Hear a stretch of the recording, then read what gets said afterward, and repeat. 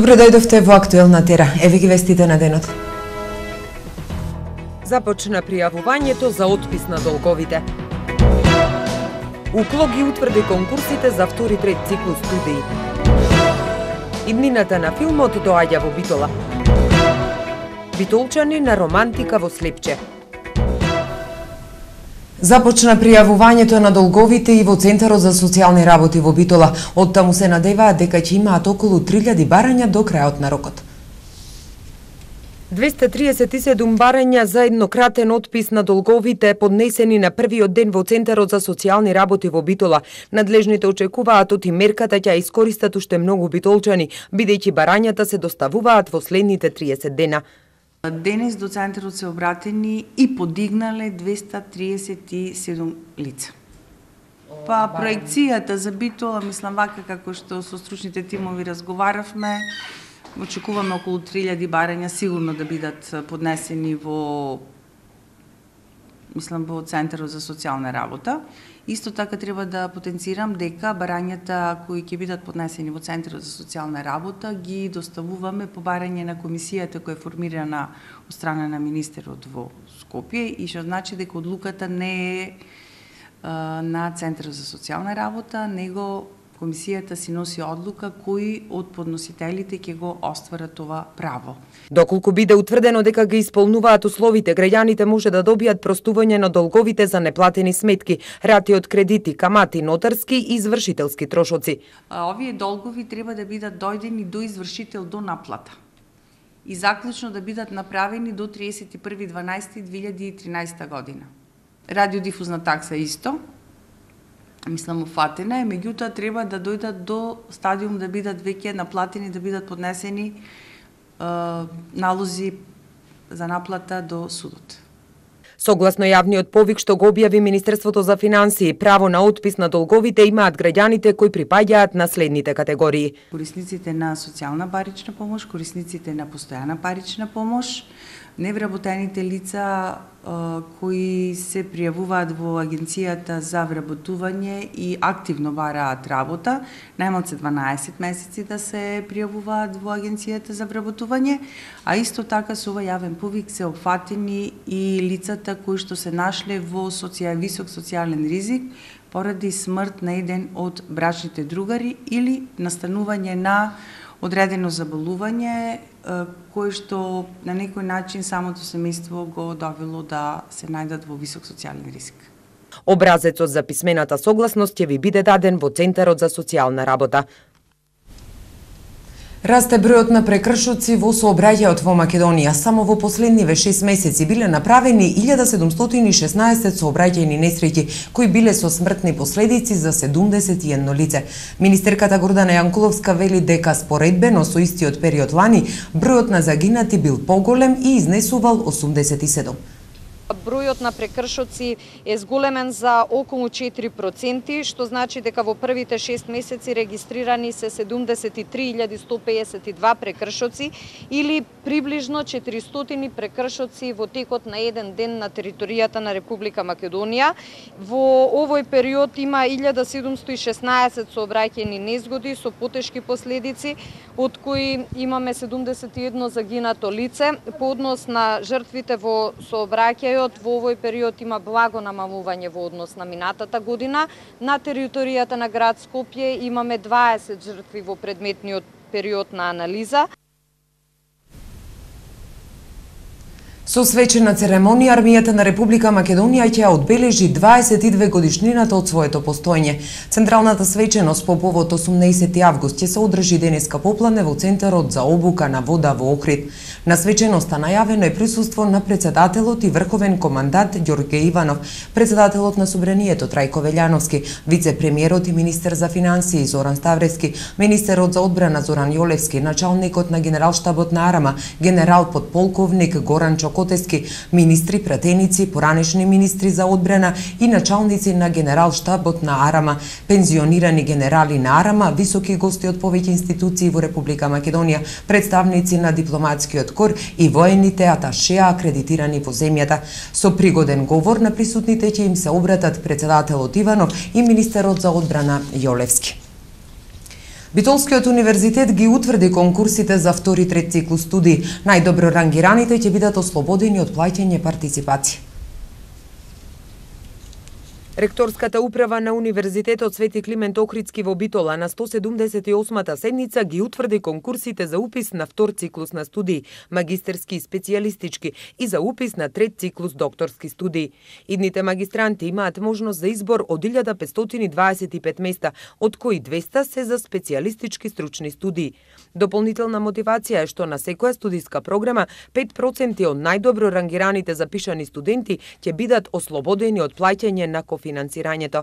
На докторските студии УКЛО нуди 112 места, организирани на Техничкиот факултет, Педагошкиот факултет, Факултетот за биотехнички науки и Факултетот за информатички и комуникацијски технологии, сите во Битола, како и на Факултетот за безбедност во Скопје, Економскиот факултет во Прилеп, Факултетот за туризам и угостителство во Охрид и на Правниот факултет во Кичево. Уписната кампања на Универзитетот Свети Климент Охридски Битола и за втор и за трет циклус на студии ќе се реализира во 3 уписни рока. Пријавувањето за првиот уписен рок ќе биде од 4 до 9 септември, а запишувањето од 15 до 17 септември. Во вториот уписен рок ќе се врши пријавување од 8 до 14 октомври, а запишувањето ќе биде од 24 до 28 октомври. За идните магистранти и докторанти УКЛО нуди и трет уписен рок, каде пријавувањата ќе бидат од 7 до 11 ноември, а запишувањата ќе бидат на 17 и 18 ноември оваа година. Конкурсите за втори и трет циклус студии се објавени и на веб страницата на универзитетот uklo.edu.mk. Српскиот весник Политика пишува за тоа кој колку пари дал за Србија, а колку за Босна и Херцеговина како помош за поплавите на донаторската конференција која што во Брисел се одржа на 16 јули. Политика пишува дека дошле до податоци дека Германија, Данска, Пакистан, Хрватска и Египет донирале за Сараево, но не и за Белград, како и дека Ерменија е единствената земја која испратила помош за Србија, но не за Босна и Херцеговина. А она што паѓа во очи е што Македонија, која даде по 100.000 евра за двете земји, е напишана под името БЈР Македонија. Ова беше причина за голем број коментари по социјалните мрежи.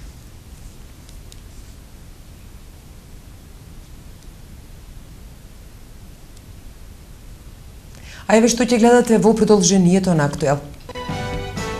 Промоција на документарниот филм Битолски весник, 50 години сведок и хроничар. И за други вести покусата пауза, останете со нас. Вашето мислење нам ни е важно, затоа што Тера телевизија е на страната на гледачите. Искажете ги вашите ставови на нашиот веб портал tera.mk. Дали листеријата ја промени секојдневната исхрана? Да, без сува меснати производи. Внимателно се избира храната? Не. За резултатите од анкетата читајте на tera.mk или гледајте во вестите на Тера телевизија.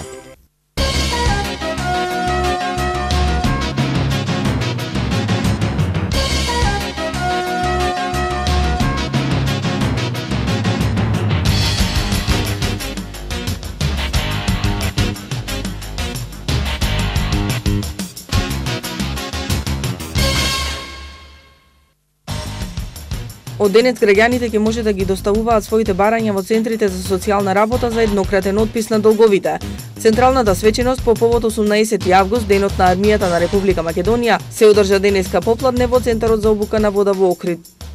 Регресот за годишен одмор или популарно наречениот К15, кој од годинава е задолжителен во приватниот сектор, да се исплаќа во ваучери за одмор во Македонија, предлага претседателката на Стопанската комора за туризам на Македонија, Лела Крстевска, во неделното интервју на Радио Слободна Европа.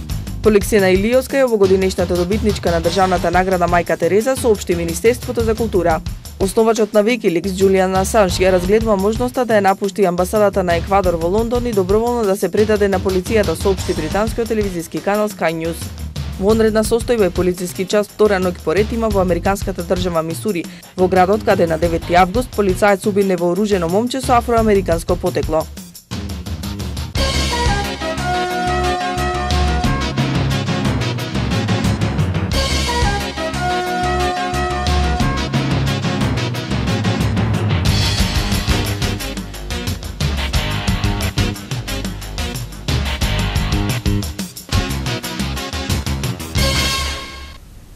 Дали ја користите услугата Мој термин? Беше анкетното прашање за изминатата недела поставено на нашиот веб портал. Еве ги вашите одговори. Никогаш рекоа 51%, секогаш задолжително 29% и понекогаш 20%. На tera.mk е новото анкетно прашање, посетете го. Промоција на документарниот филм Битолски весник 50 години сведок и хроничар, настанот е во рамките на Битфест. Маја Богоевска.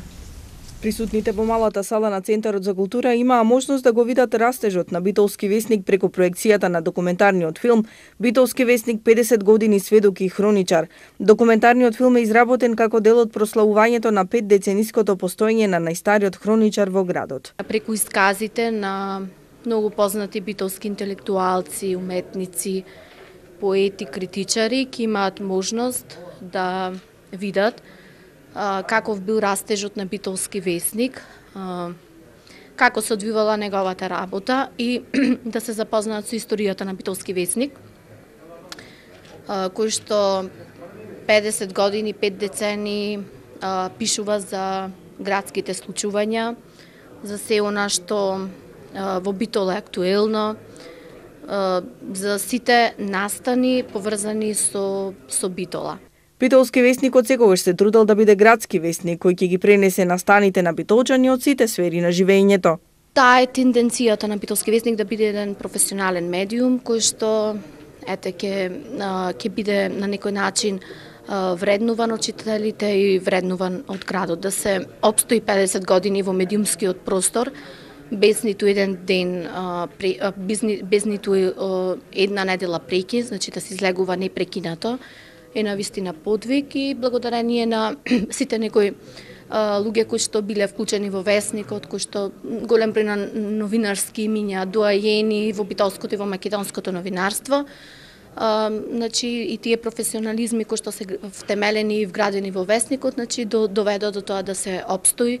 Документарниот филм почна да се работи веднаш после свечената академија која се одржа во април на 50 годишнината од формирањето на весникот. Добро е за идните генерации и за самиот весник и за сите луѓе кои што се вклучени и во реализацијата на весникот да го имаат овој видеозапис кој што ќе остане секогаш во едно наследство и секогаш ќе потсетува на она што се било во Битолски весник, таа една архива на настани, на случки, на луѓе, на се она што било во Битола се случувало. Како велат, ако остане нешто забележано и ако остане нешто напишано, како да се случило. А ако нешто се случило, а не е забележано, особено во печатен медиум, како да не се случило. Проекцијата на филмот Битолски весник 50 години сведок и хроничар е дел од Битфест. Фестивалот Браќа Манаки оваа година ја донесува програмата Нови визии. Како дел од неја ќе биде дебатното кино Контракадар. Со тоа што после секоја проекција ќе се отвара дискусија иницирана од темата на филмот и гостите на филмот. Ќе бидат представени 5 наградувани филмови. Маја Богоевска. Од Интернационалниот фестивал на филмската камера Браќа Манаки најавуваат дека годинава програмата Нови визии, 6-та година поред, ја донесува иднината на филмот, претрпувајќи одредени концепцијски и програмски измени. По секој проектиран филм, присутните во салата ќе учествуваат во отворена дискусија, која е иницирана од темата и од гостите од филмот, а под модераторство на Ѓорги Пулевски, еден од основачите на дебатното кино Контракадар, во кое членуваат филмски ентузијасти и активисти од Битола. Во изминатите година и пол, Контракадар со своите филмски проекции и дебатни кина го обележа културниот живот во градот на браќата Манаки, со што се наметна како инспирација во програмата Нови визии, чија основна цел е да го отвори фестивалот за што повеќе млади луѓе и да ги представи новите визии од светот на филмот. За да има доволно време да се отворат што е можно повеќе аспекти во разговорите, оваа година фестивалот представува 5 исклучителни наградувани филмови и како особена реткост ќе има гости од речиси секој од насловите. Од филмот Лоша фризура доаѓа дистрибутерот Петар Митрич. Филмот е од венецуелска продукција и досега ги освои наградите за најдобар филм на врвни фестивали како Сан Себастијан, Хавана, Монтреал, Солун и многу други. Од Бела Сенка, Германија, ќе гостува кинематограферот Армин Дирол. Филмот ја освои наградата Лав на иднината во Венеција. Од белгискиот Виолетово, кој во Берлин освои гран при од меѓународното жири, најавен е кинематограферот Николас Каракацанис. Од филмот Варвари, копродукцијата меѓу Србија, Црнагора, Словенија, ќе гостува речиси целата екипа, и тоа Иван Икич, режисер, Милан Стојановиќ, продуцент, Драган Фон Петровиќ, монтажер, Милош Јакимовиќ, кинематографер, Желко Марковиќ, актер. Филмот ја освои наградата Источно од Запад на фестивалот во Карлови Вари. Петтиот наслов кој ќе биде прикажан во оваа програма е социјално-политичката индиска драма Блеф покер. Филмот ја освои највисоката државна филмска награда за кинематографија во Индија и беше номиниран во категоријата Светска филмска драматика, за која одлучува главното жири на фестивалот во Санденс. Овие филмови на оригинален авторски начин отвораат суштински и контроверзни теми поврзани со децата и со младите луѓе, што уште повеќе го оправдува концептот на фестивалот, кој од една страна се труди да ја подигне свеста на луѓето во врска со одредени проблеми во општеството, а од друга страна истовремено ја промовира филмската уметност. 35-тото издание на браќа Манаки ќе се одржи од 13 до 19 септември. Годишниот јубилеј ќе се одвива под слоганот Кон звездите. А во рамките на Демирхисарското културно лето, битолчани уживаа во понманастирската романтика во Слепче. Над 200 љубители на поезијата, ликовната уметност и музиката имаа ретко спектакуларна вечер на која настапија Петар Горко, Игор Џамбазов, групата Калабалак и сликарот Љубе Неделковски.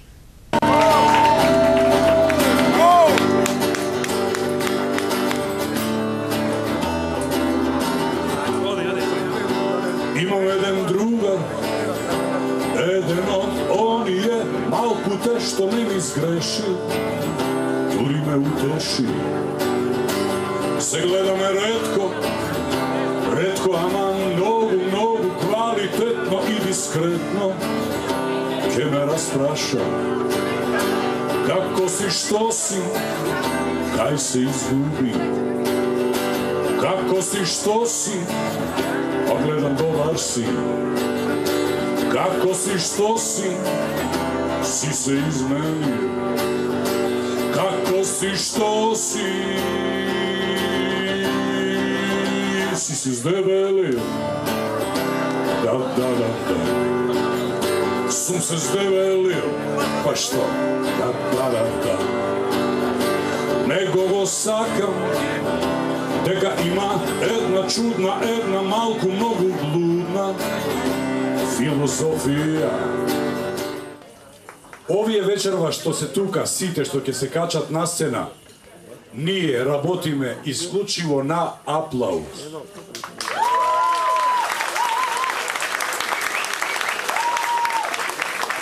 Славо е ова беше 3,5. Значи ние овде работиме на аплауз.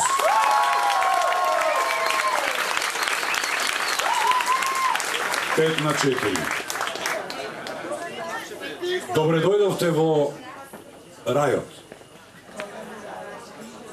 Голем поздрав до моите пријатели. Сите слепчани демирхисарци кои не може да пристигнат заради битолската инвазија која не нападна денеска после 20 часот. Ова е поетско, артистичко, ликовна ноќ. Не знаете колку се радувам што вечерва може би прв, не верувам и последен пат, ќе настапам на сцена со еден мој драг пријател, се вика Петар Горко, инаку артист на Македонија за 2012 година.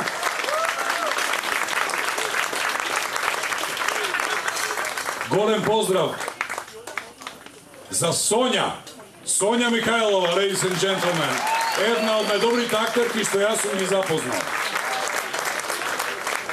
И една од најинтересните појави во мојата генерација, Јулка Јуца.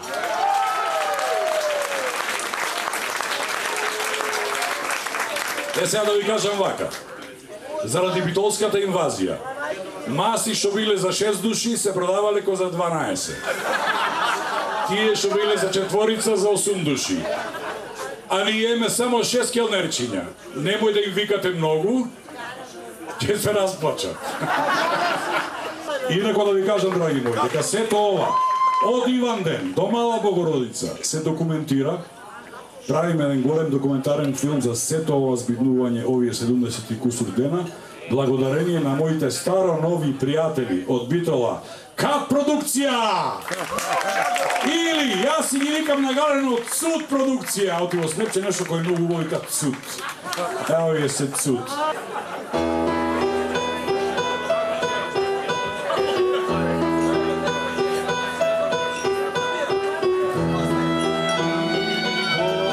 Дай ми Боже, сила небесна, да се хвалим, да се извишиш. Ансамблот за фолклор Плетенка од Битола, Кутноваци и културно-уметничкото друштво од општина Лудбрег, Хрватска направија вистински хепенинг на народни песни, танци и ора од Македонија и Хрватска. Настанот беше масовно посетен, а се одржа во дворот на општина Новаци. Навистина е прекрасно да се видат танци и ора на две различни култури, македонската и хрватската. Исто беа изведени неколку изворни хрватски песни. Кутноваци има богато искуство и соработка со многу културно-уметнички друштва, а еве денеска наши гости се е Кут Лудбрег, Хрватска, како и нивниот градоначалник. Нашата локална самоуправа го поддржува овај настан, а и понатаму ќе ги помага ваквите слични збиднувања, рече градоначалникот на општина Новаци Лазар Котески. Викендов во Новаци имаше богата културно-уметничка програма. Синоќа пред фонтаната на Дедо Колјо Добревенски во општинскиот двор се одржа концерт на сериозна музика со настап на магистер Марија Шамовска буџаковски клавир и Андријана Дуковска виолончало. Настанот се организира во рамките на Културно лето Новаци 2014 година.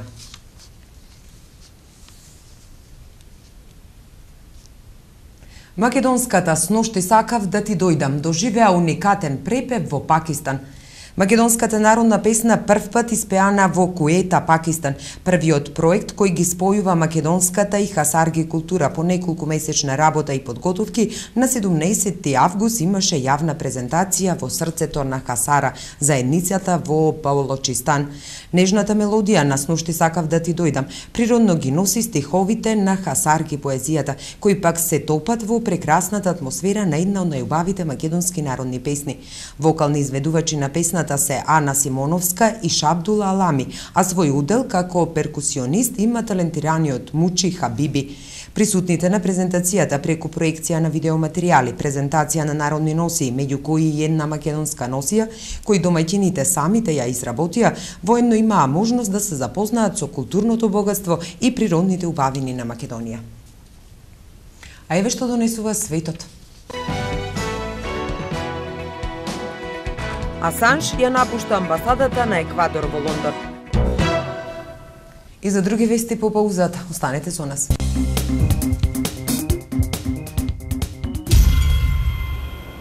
Владко Стефановски го промовираше својот најнов албум во Битола.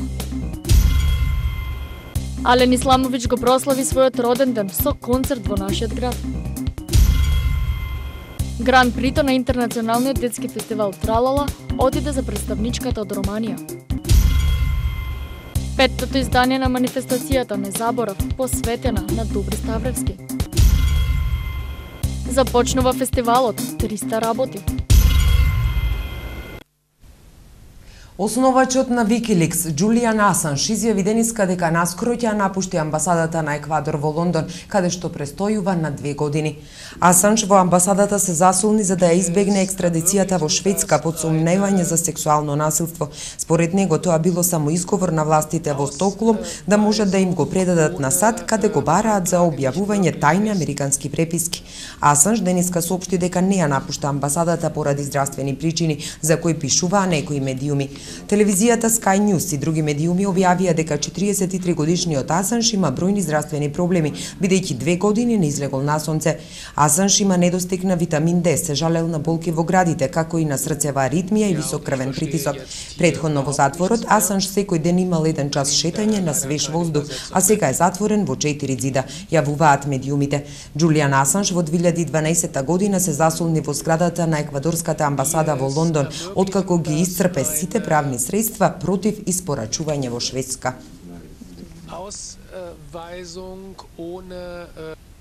Гувернерот на Сојузната американска држава Мисури, Џеј Никсон, издаде ноќеска наредба за мобилизирање на националната гарда во градот Фергусон, за да се запре ескалацијата на протестите и насилствата кои траат една недела, откако полицаец белец застрела млад црнец, за кого се вели дека бил невооружен.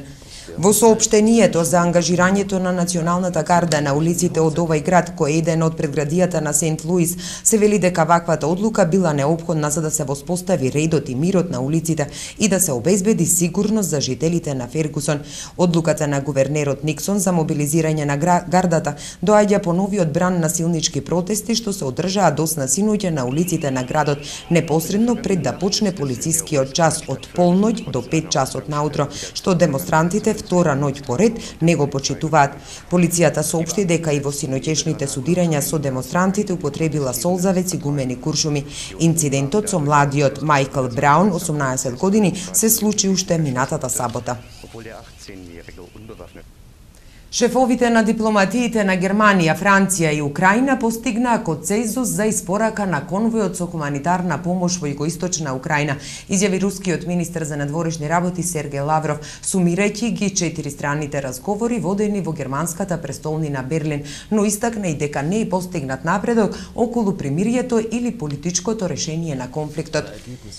За голем број области за кои долго време водевме разговори е постигнат определен прогрес. Во прв ред тоа се однесува на конечното постигнување консензус во пола на доставувањето хуманитарна помош за населението во југоисточна Украина.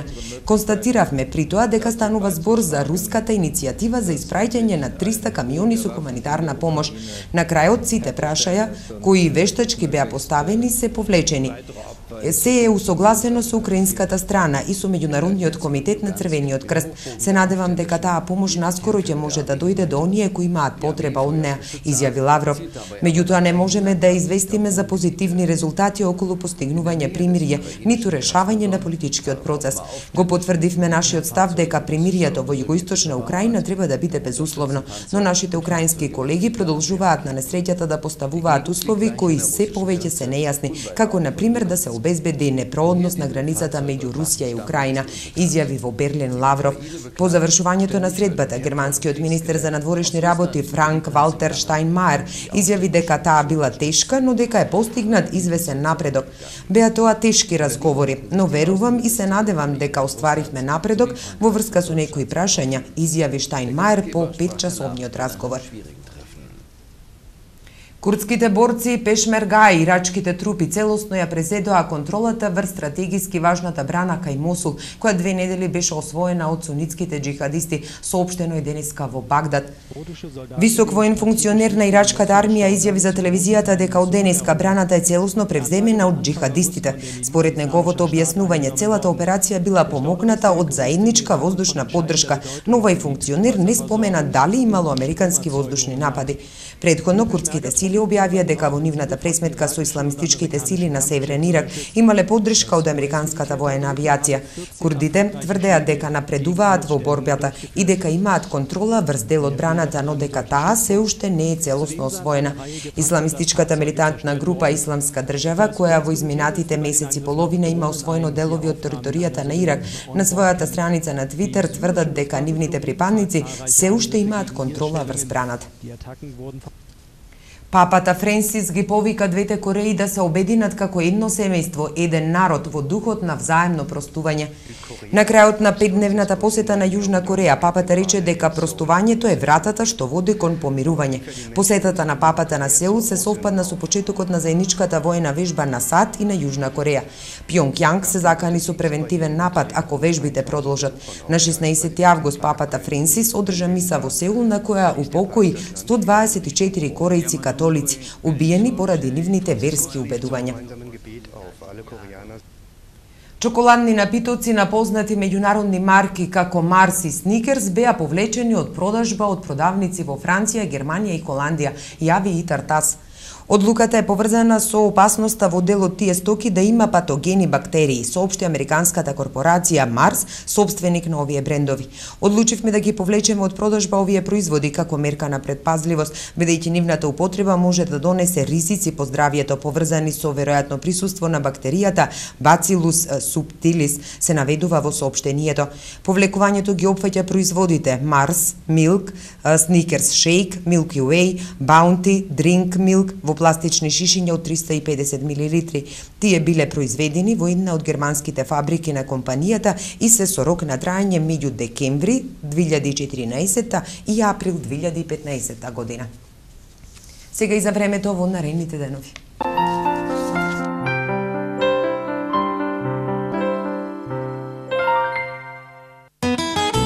Какво ќе биде времето утре во Европа?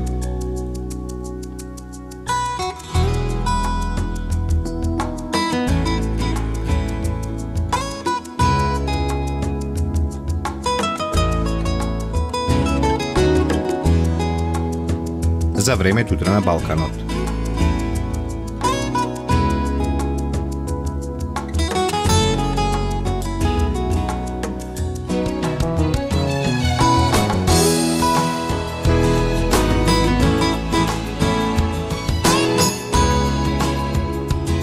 Какво ќе биде времето утре во Македонија?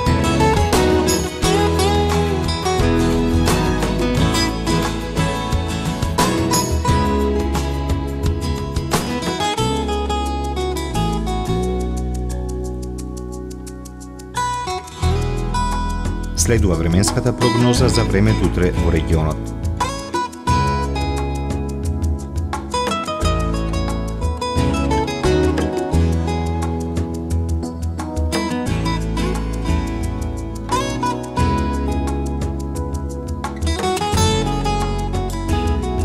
Какво ќе биде времето утре во Битола?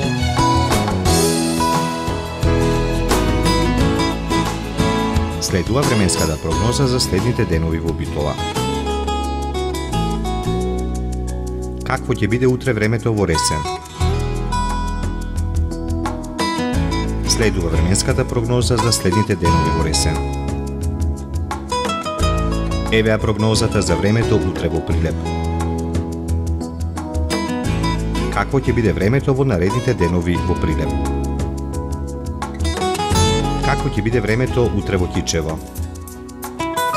Следува временската прогноза за следните денови во Кичево.